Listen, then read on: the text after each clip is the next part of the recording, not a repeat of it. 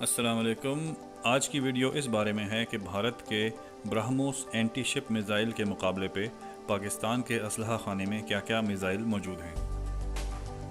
اس وقت بھارتی بحریہ کے جہازوں پہ لگے برہموس میزائل کی زیادہ سے زیادہ رینج 450 کلومیٹر ہے۔ اس لیے پاکستان بحریہ کے کسی ساحلی تنصیب یا جنگی بحری جہاز کو نشانہ بنانے کے لیے بھارتی بحریہ کے جہاز کو 450 کلومیٹر کی رینج میں آنا پڑے گا۔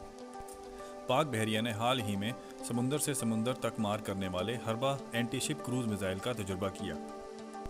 بابر کروز میزائل سے اخذ کیا گیا یہ میزائل صرف 1 ٹن وزنی ہے اور اس کی رینج برہموس جتنی ہی ہے، 450 کلومیٹر۔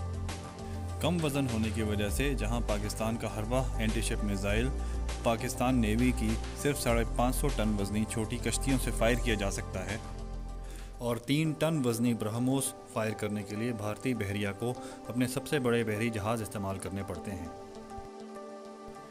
اور پھر پاک فضائیہ کے پاس راد 2 نامی فضا سے سمندر میں مار کرنے والا اینٹی شپ کروز میزائل ہے۔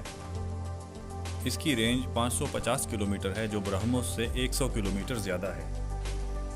اور زمین سے سمندر میں مار کرنے والا بابر 2 نامی کروز میزائل، جس کی رینج برہموس سے 300 کلومیٹر زیادہ یعنی 750 کلومیٹر ہے۔